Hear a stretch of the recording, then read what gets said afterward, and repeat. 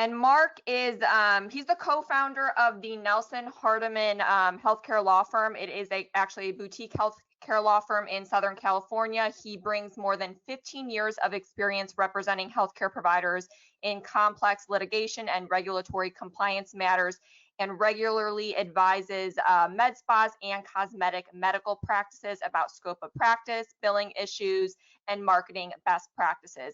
As I mentioned earlier, you guys have heard Mark speak several times. I think the last time we spoke together was probably back in December in Las Vegas, I want to say. But in my opinion, he actually makes compliance fun. He brings a wealth of knowledge. So thank you, Mark, for joining us today. And I'm going to pass the torch over to you. Good morning, everyone. So I'm going to spend a quick half hour. I'm going to cover a lot of ground, but the bottom line is to echo what Christy said.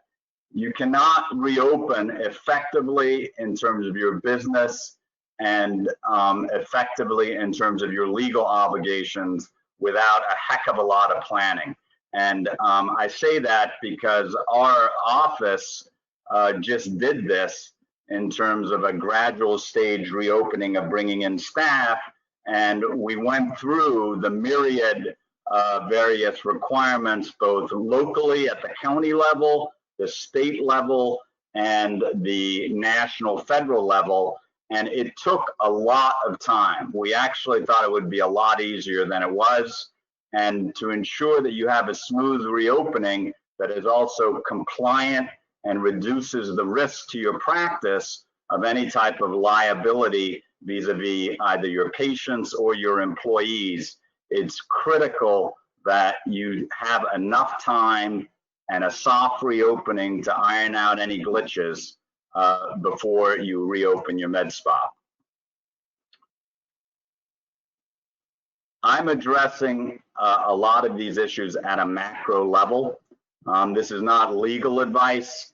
This is a standard disclaimer. It's to provide you with some guideposts with respect to what may or may not be the law in your particular state, but you should consult with an attorney if you have specific legal questions with regards to the requirements in your individual state. So we've gone from shutdowns in most states of varying periods to now most states, other than a couple, are now reopening. For example, just as of June 12th in California and Los Angeles County, med spas can now reopen. They can reopen just as barbershops and beauty salons can now reopen. And the question is, what do you as an owner of a med spa or an employee of a med spa need to know? And what do you need to pay attention to? And what do you need to do before you reopen? I'm just going to go through 4 major topics: med spa compliance with reopening laws, the new med spa safety protocols, a lot of which are probably covered in the ways you already do, injectables, fillers, laser, that type of thing. I'm also going to briefly discuss new employee policies with respect to COVID-19, because obviously as a business owner, you're primarily concerned about giving your patients a seamless and safe experience at your med spa. But the reality is, for that to happen, you have to have an employee workforce that feels safe coming back to work, feels that the reopening plan has been adequately communicated, and that their interest in their workplace safety has been addressed by the med spa operator. And then I'll briefly discuss business risk management, the new business risk management challenges that are faced by med spas and basically faced by any small business as they reopen. So compliance with reopening laws. As you can see from this, you have a very wide difference now between April 2020, where most of the states had some type of shutdown order other than for essential businesses, and essential businesses in most states did not include med spas because the medical procedures there were purely cosmetic or elective. Today, June 20th, other than Oregon and Tennessee that are dealing with their reopening on a sort of region by region basis, all the states have implemented staged, or in some cases, complete reopenings of business across the country. Now, I'm not going to go state by state, but you need to look at your particular state's reopening requirements. You can do that by going typically to your local medical association. Will often have very valuable information about what the recommendations are in your particular state for your type of business. A med spa. You should also regularly consult with the CDC, CMS. They put out some valuable guidance, and also OSHA. You cannot forget OSHA, because OSHA has made it clear that an employer's steps with respect to COVID-19 are the same and include the same requirements with respect to ensuring that you have a hazard-free workplace. And I'll talk more about that in just a second. If you want a quick glimpse of what the reopening requirements are in your particular state, this particular graphic is taken from the New York Times, and it's on the right there. It's an interactive graphic. And so if you hit your state, there's a little helpful summary of how your state is handling reopening, and you need to be in compliance with whatever requirements your state has for your type of business.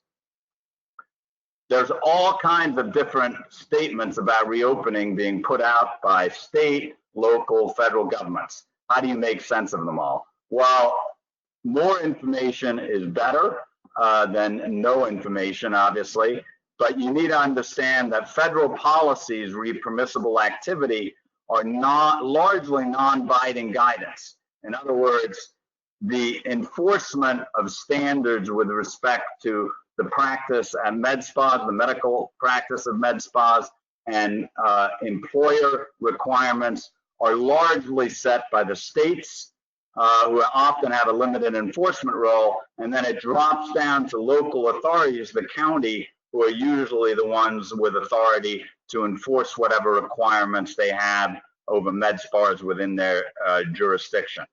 Healthcare, as healthcare professionals running med spas, you have discretion to determine what medically appropriate handling, with one significant caveat. That is, the Dental Association, the American Medical Association, most state medical association have put out recommendations and guidance with respect to the practice of healthcare. And you need to be up to speed on those, because while they are only recommendations and guidance, the CDC guidance, for example, establishes a sort of de facto standard of care, as do any sort of governmental recommendations, including OSHA recommendations with respect to what you're doing. And what I mean by that is, if you significantly deviate from the recommendations, that can expose you to liability to patients and to employees, because they will point to your failure to follow recommendations as being some evidence of your alleged negligence or your failure to provide a safe work and work environment. The other thing I want to say about guidance is, to the extent that you put together a reopening plan and put together new policies with respect to client care, new policies with respect to employees specific to COVID-19, and you publish those as being your med spa's official policies, I cannot stress this enough, you need to follow them. Because if you put out some comprehensive, exhaustive policy and you don't actually follow your own policy, that will be Exhibit A if any particular patient contracts or alleges they contracted COVID-19 at your med spa, or an employee claims that you were operating an unsafe environment, and then we'll point to the fact that you weren't even following your own policy. The key planning components. Christy talked about this a lot, and for good reason. You've got to do a lot of planning before you reopen. You've got to adopt safety protocols, and I'll discuss those in more detail in just a second. You've got to implement a proactive communication plan that reassures your workforce and the patients that you are paying attention. You understand that this is anxiety producing, but now we are reopening, and you are reopening in compliance with best practices, and you are reopening in a manner that provides them with a seamless and satisfying experience when they come back to your med spa. Your plan needs to adapt to patient expectations through communication, because the reality is a lot of your patients are going to be quite anxious about coming in to any business, and that will include your med spa, and they want to be reassured beforehand, hence the communication plan, that you are adopting appropriate measures to ensure their safety, and at the same time to ensure the effective, valuable, and satisfying delivery of the aesthetic care that you're going to provide. You also have to plan for business challenges. I'm sure most of all of you have already had to start planning for that, given the fact that most of your businesses were shut down for some period of time. But it is important to continue having structured business plans that are flexible and react to the success or the challenges faced on reopening in terms of revenue flow, patient census, and the like. And I'll also talk a little bit later about opportunities to renegotiate some of your contractual expenses. The first principle, patient safety, workplace safety. OSHA requires you to maintain a safe work environment. You also, as a healthcare professional operating a med spa and offering aesthetic and cosmetic medical procedures, you have a duty of care to your patients. You also have the existing responsibilities to the licensing agencies. Most of you don't probably have payer requirements that patients are paying, but the key here is obviously you cannot eliminate the COVID-19 risk as part of your reopening, but you do have to mitigate it in a meaningful manner. As the operator of a med spa, you've just got to stay up on best practices. We have a COVID-19 newsletter, and the reason it's a newsletter is because the research, the standards, the recommendations being issued at the national, state, and local level are in a perpetual state of flux. It is amazing to me in a country of our size, with all our resources, how 6 months into this COVID-19 crisis, so many of the critical questions about COVID-19 transmission, reinfection, etc., are unanswered. And I give an example here about, people have varying opinions about what a prolonged time is for contact with a particular person that is a COVID-19 risk. It's all over the map. CDC says more than a few minutes, where if you go to other countries, it goes up to 30 minutes. Rapid learning curve on best practices. The soft reopening.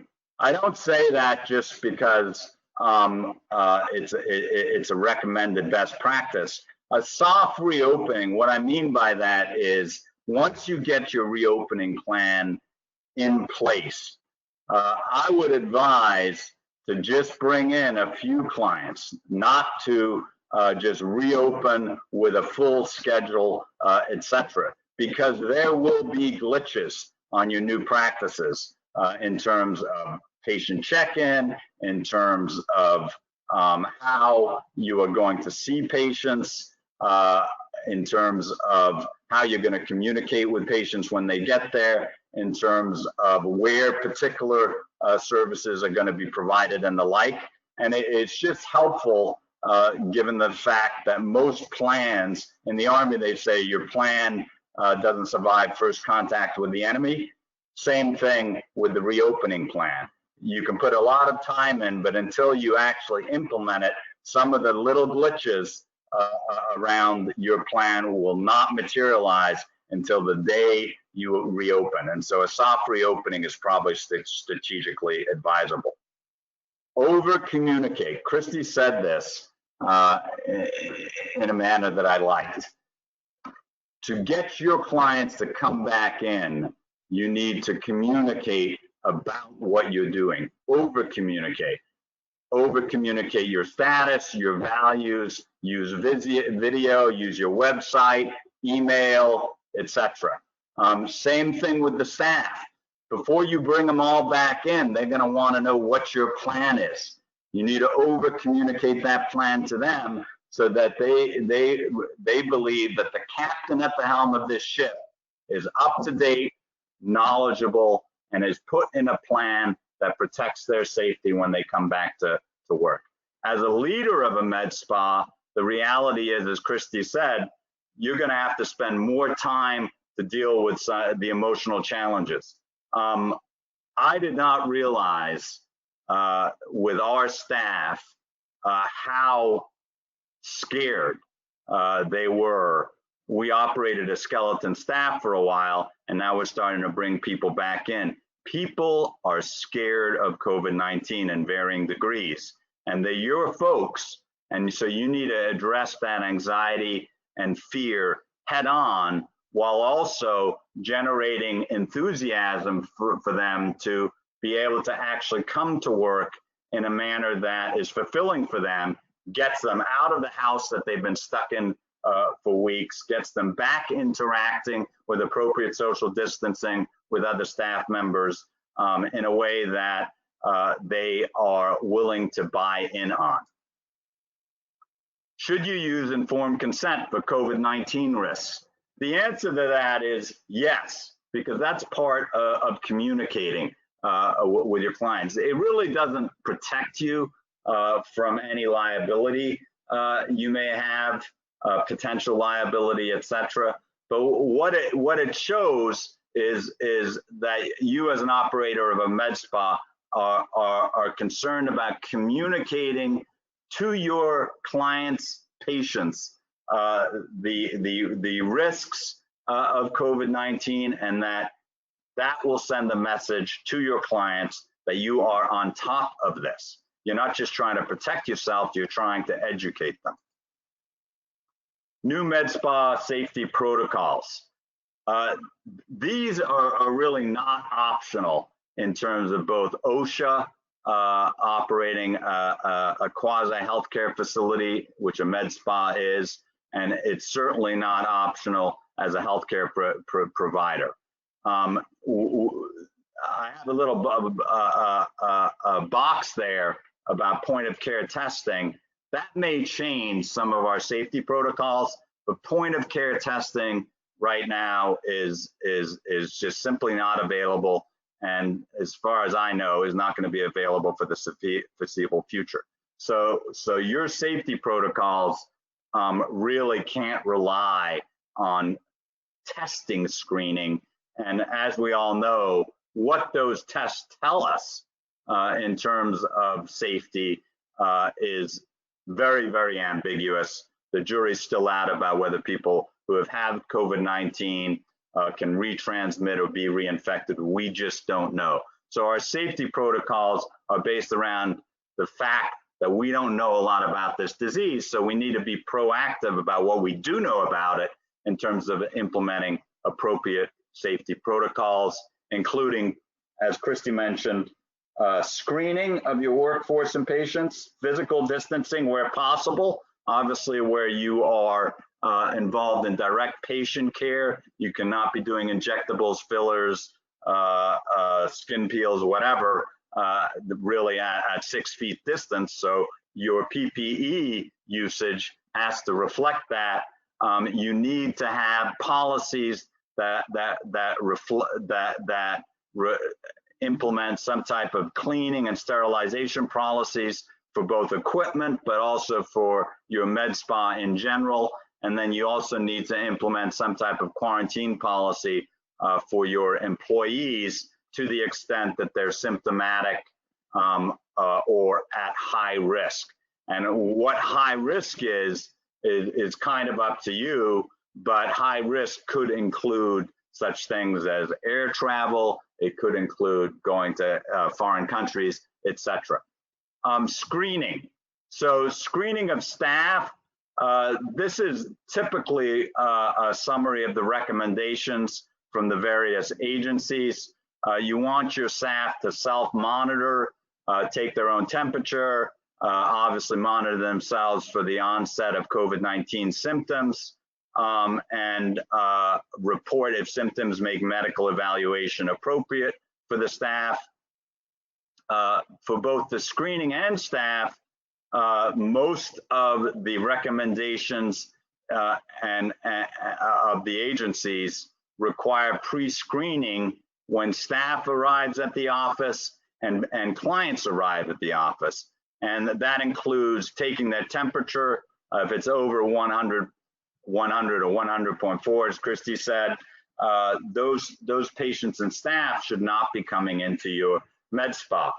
You should ask them about symptoms. You should ask them whether they have been in contact with someone known to have COVID-19, because if they've been in contact with someone known to have COVID-19, that should trigger both the client not being permitted to come in and also trigger whatever quarantine policy you decide to implement, whether it's 14 days of self-quarantine, if someone's been exposed to a symptomatic COVID-19 patient, or whatever protocol you decide to implement. The screening and monitoring depends on the risk.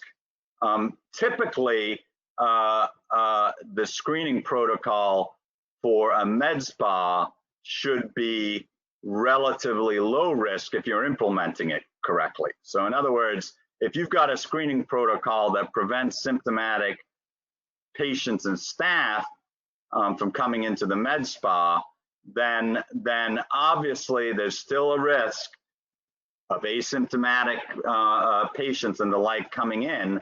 But if they're not actively sick, the jury is kind of out about what their rate of infecting other people is. So if you have an active screening policy, you are putting yourself in a low risk environment.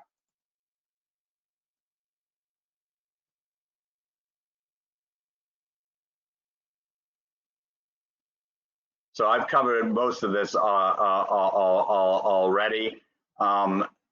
Obviously, you want to also have a mechanism that is effective and a particular contact person at your med spa that will be monitoring, because you're going to need to monitor it if patients suddenly cancel appointments, or in particular, if staff said, I woke up sick today, or I woke up today with a cough, but I don't have a fever. What should I do?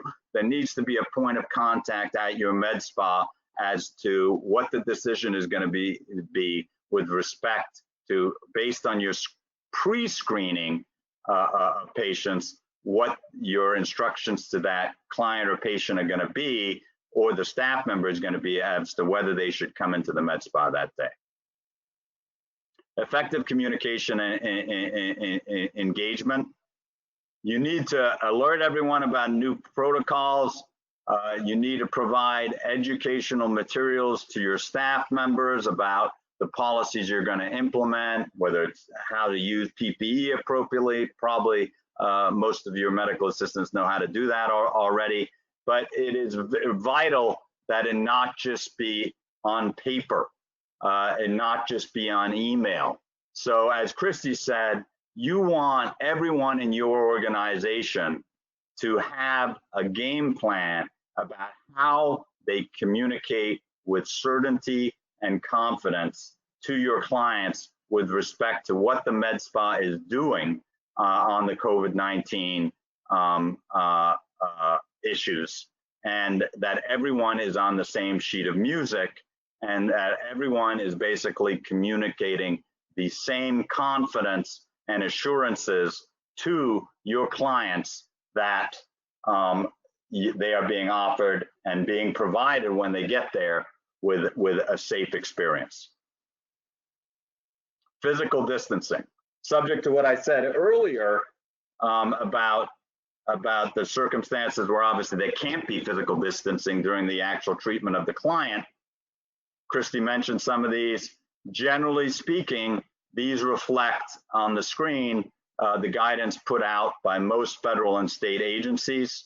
In terms of your administrative back office, whether it's appointment scheduling, whether it's billing, etc., consider whether you need those people at the med spa at all, or whether they can do their job at home.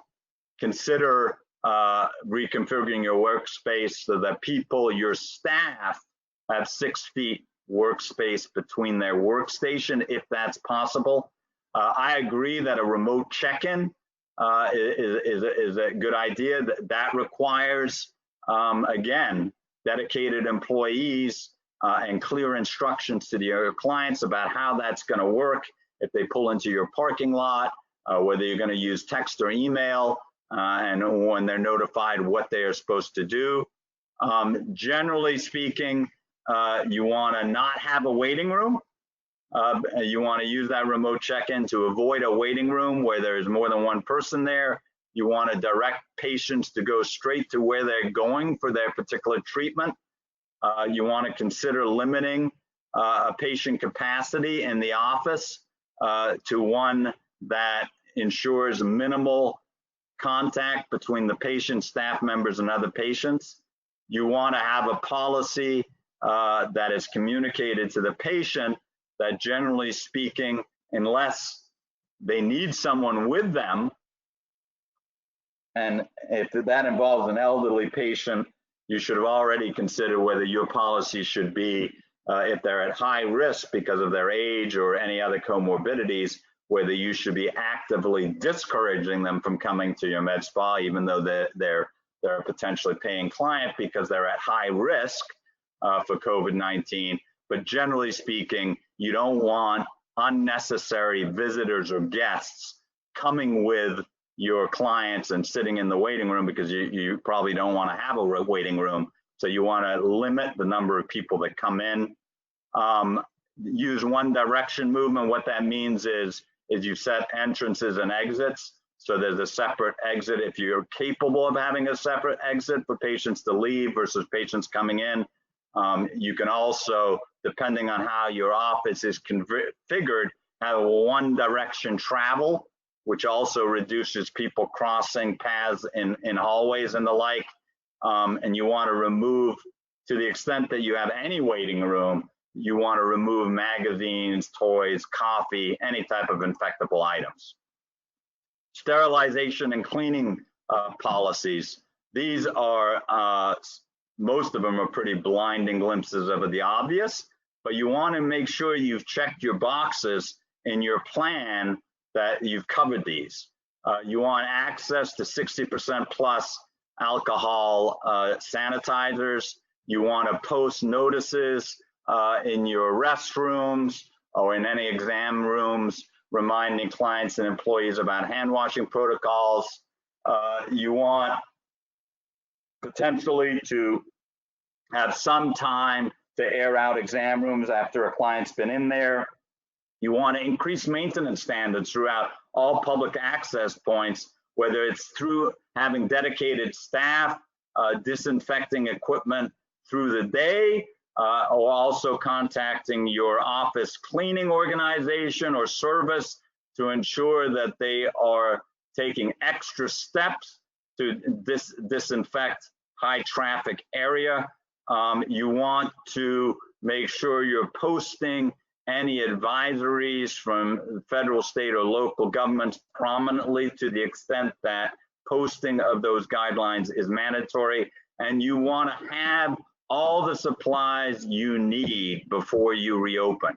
You don't want to be in a situation where you run out of hand sanitizer or run out of face masks after you open, and you want to have a sufficient supply to deal with your expected census of clients.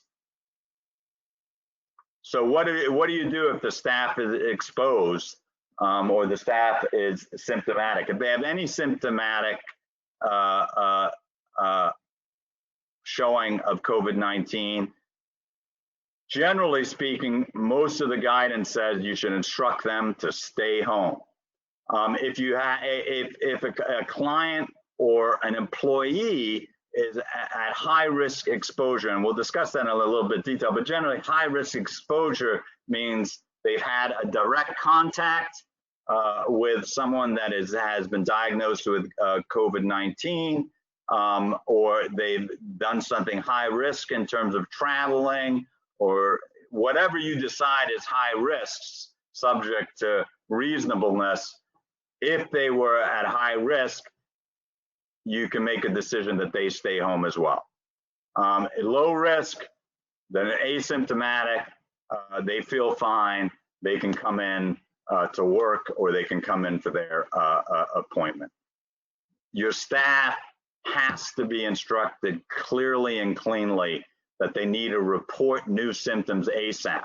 You don't want new symptoms to just be reported on whatever screening protocol you implement every day, because that will be a royal pain. To that extent, you're taking their fever, but you want your employees to be monitoring themselves and reporting any problems that might keep them from work before they come to work, which makes sense in terms of your management of your staffing at your med spa. Employee policies. OSHA requires you to maintain a hazard-free work environment. So a lot of the things that we talked about just now are implicit in maintaining a hazard-free work environment. And as I mentioned, an effective workplace requires you to recognize that a lot of your employees are going to have significant anxiety and fear about returning to work. Some of them may not, but I doubt that you're going to have all employees just being like, well, I'm not at risk, so I'm happy to come back to work. Depending on their age, depending on their risk tolerance, you are going to have to deal with employees in an equally confident manner to reassure them that the steps your med spa are taking provide for a safe work environment. And you need to be ready to deal with complaints, suggestions, and problems that arise around your employees' reaction to having to work in an environment now that is at least strongly influenced by the changes brought on by COVID-19. Remain flexible, creative, and responsive. Do not dismiss your employees' concerns. Lean in, don't lean out. Lean in and address them either a matter of communication with them or by pointing them to the steps your med spa is taking to alleviate their particular concern. So what if you've got staff that don't want to return to work? So the general rule has not changed. Employees must return to work when asked, or they can be terminated. And if they're terminated, that can lead to ineligibility for unemployment benefits. There's a significant caveat to that, though, and you need to consult with an attorney if you've got an employee that is over 65 or that is otherwise at high risk because they have some type of comorbidity that results in a reduced immune system. In that case, they may be qualified for protection under the ADA. Under OSHA, a reluctant employee is only protected from discrimination if they've asked you to eliminate a hazard in the workplace and you refuse to do so, and the employee has a good faith belief that an imminent danger exists, and a reasonable person would agree that a reasonable danger exists or of serious of serious injury or death. Now, the response under OSHA is they don't get to rely on OSHA if you take reasonable steps to provide a safe work environment. Assessing the OSHA risk of COVID-19 exposure covers some of the ground we've already discussed. You need to train your employees and enforce your policies on proper workplace sanitation and hygiene. You need to provide them with appropriate PPE when they're treating patients, especially. You need to show that you've implemented appropriate administrative controls with respect to keeping sick employees at home and the like. Engineering controls, unless you own your building, you can check in with the owner of the building to see if there's any engineering controls, such as, you know, higher level filters on the air conditioning system and the like. You ordinarily would not be responsible directly for those. And you need to have a process for investigating and addressing any concerns about workplace safety raised by your employees. The OSHA risk is similar to the screening risk triangle of relative risk that I showed you earlier. Medspas, as long as you are implementing an appropriate screening procedure, most med spas should fall into jobs with frequent close contact with people who may be infected but are not known or suspected to be, and so that's a medium risk. I've covered this already. What if staff is exposed? So worrying about liability, I mentioned liability. I mean, there's lawsuits that have already been filed, surprise, surprise, claiming that either a patient was exposed to COVID-19 or an employee was exposed to COVID-19 as a result of the negligence of the employer or the healthcare provider. Basically, most of those lawsuits are relying on the provider or the employer's failure to follow recommendations. So that's why it's really important, even though they're recommendations, the best practice recommendations are the ones as a med spa owner that you should follow, simply because they are the de facto, quote, standard or duty of care that most people are pointing to if they claim that somehow they were exposed to COVID-19 or contracted COVID-19 at their place of employment or when they went in for treatment. The good news is that there's federal legislation in the works to immunize employers from liability for personnel getting infected. Where that heads is currently unclear, but I believe that there's going to be some type of protection. Basically, following the OSHA rules and CDC guidance for enhanced workplace safety is your best protection against liability to your employees and to your clients.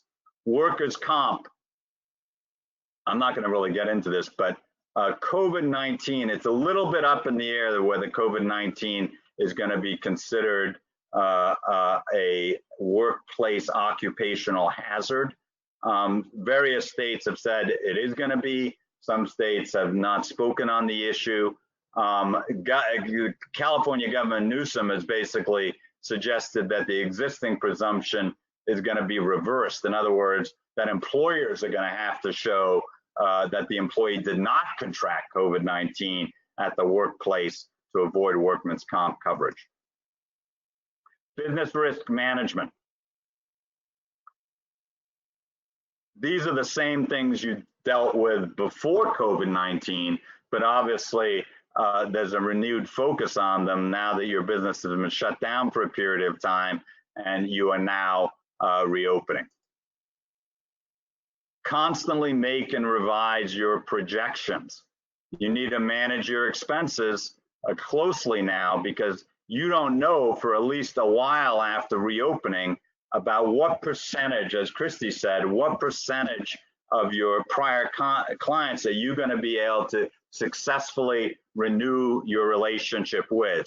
And as a result, how you manage your expenses before based on an existing census is not the way to safely manage them during reopening. You need to keep a close eye on them. Negotiating with landlords and vendors. There is no reason to be shy about negotiating with your landlord and vendor about some accommodation, whether it's deferral, abatement, moving a couple of months of rent back to the back end of whatever lease you have, etc. Everyone's been affected by this, and as a result, you should expect your landlords and contracted vendors to have some flexibility or to provide you with some flexibility about payment. Managing patient financial responsibility to the extent they have any cost sharing, probably not a big issue for both med spas, but that's certainly what a lot of providers have been doing in terms of implementing policies that recognize, especially if their existing patient is unemployed, that some accommodation of cost sharing is appropriate. Work with a bank that values your business. Small businesses in the payment protection process, they really got burned in the loan process because their bank just didn't even offer personal banking or advice or consultation about how to even get one of those loans. And that was one of the reasons why the second round of funding has come about. You want a small business friendly bank that it actually recognizes and knows something about small business financing and loans. So if you don't have that, now may be the time to switch. I've already mentioned this, re-examining contracts, payroll protection program, economic injury, disaster loans. These are available. There are still, as I believe, there are still funds available under the second round of funding for payroll protection program. Our law firm got one, especially if you're under 2 million, there's a loan forgiveness. There's no real reason for a med spa, especially that's been shut down, not to apply for one of those loans. So if you haven't looked into that, you should. CMA, California Medical Association, a lot of other medical associations have a great financial toolkit that would apply to any medical practice, honestly. So if you want to take a look at that, that's got some great strategies and recommendations about how to deal with some of the financial stressors that have been placed on your med spa as a result of the COVID-19 crisis. So I'll finish where I started. Plan, plan, plan, and think about a soft reopening to iron out the wrinkles that are inevitably going to result from your efforts to implement the plan in real time. Here is the thing that Christy said, and that I will stress as well. Reopening is not just about legal compliance. The faster you reopen effectively and safely, this is an opportunity for your med spa to claim more market share in your area. If you do a better job on reopening and a better job on communicating your reopening, not just to your existing clients, but to the world at large, you may beat other med spas to the punch, and the clients that have been waiting for an opportunity to come into a med spa to get a service may switch ships. Why not? You're open, your competitor isn't. Still more change ahead for the long term. So, once you implement your policies, your reopening plan, you as the owner and operator need to keep up with the changes, especially the changes around recommendations, around what we know around COVID-19, because you are a healthcare professional and you can bet that all the clients are going to be asking you about what you think.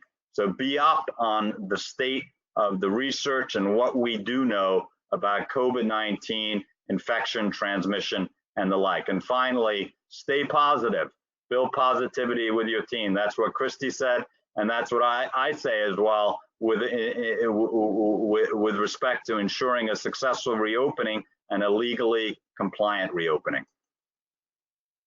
So with that, Audrey, Thank you, I'll Mark. answer questions.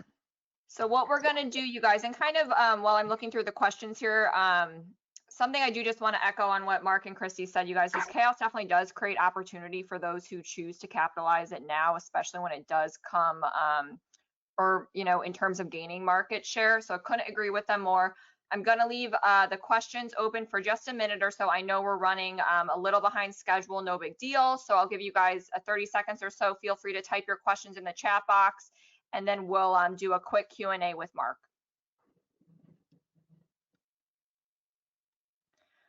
All right, so it looks like we have one question, which is, do you have to implement employee sick days or paid leave if they come down with COVID? That can be state specific, but generally the answer is yes. So, you know, your existing sick leave policies, et cetera, apply to people who come down to COVID-19. But I would also say that generally speaking, you have to be more, I would suggest, and this is not a legal suggestion, that you need to be more accommodating with respect to sick leave issues and other related issues. And what I mean by that is, if you know you've got an employee that has to look after a sick parent and the like, yeah, that would not fall under your sick leave policy, but it would fall under positive employee policies to accommodate particular employees dealing with and having to take leave. And whether you decide they need to take a personal day, et cetera, is another thing. But accommodation of your employees' belief that they are sick is really important. Not just a matter of compliance with sick leave laws, but also maintaining a positive employee work environment in terms of their view of how you're dealing with the COVID-19 crisis. Thank you. And for those of you who maybe have questions later on, obviously Mark's information is right here on the screen. He also has the Nelson Hardiman Task Force newsletter that you guys can subscribe to as well. So for those of you who do have questions down the road, or you're seeking legal advice, Mark is definitely an incredible resource. So thank you so much, Mark, for joining us today. Sure. Thanks for having me, Audrey, and have a good day, everybody.